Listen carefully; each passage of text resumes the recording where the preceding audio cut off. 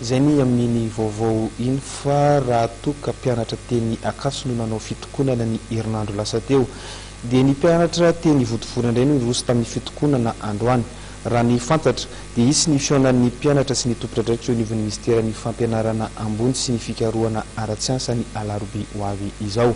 Mandra-piandry izay fionana izay dia hiato aloha ny fitokonana nataon'izy ireo. Izay ny mikasika ny fitokonana ny mpianatra eny Votovorona sy eny Akatso iny fa hivadika pitsim-baovao hafa isika.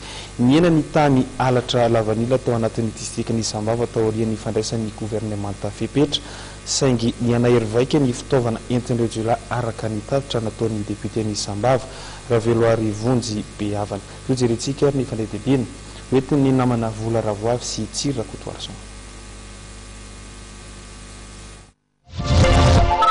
Taurun fandalovan'ny filoham-pirenena tany aloha enjana dia enjana ny fepetra niraisina momba ny fandriam-pahalemana. Io malala rehefa mitoerana misy zavatra manjary vola ohatran'io matetika tsy milamina fandriam-pahalemana ohatra hoe mivaky ny safirany lakaka, vaky ny anambilobe.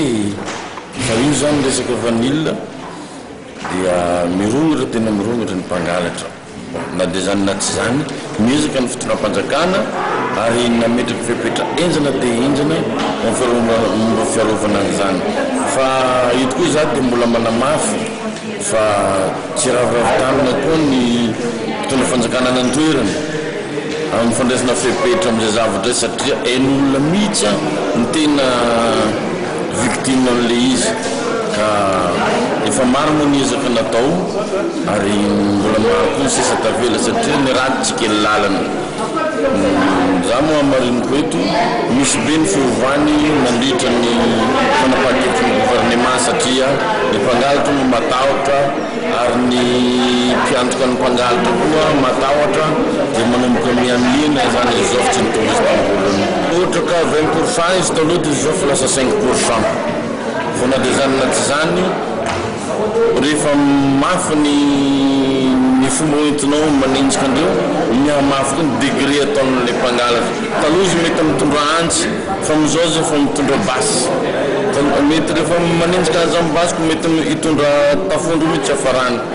Zany mahatonga anazy le mpangalatra koa zany tsy miraviravitana mamily mafy koa izy.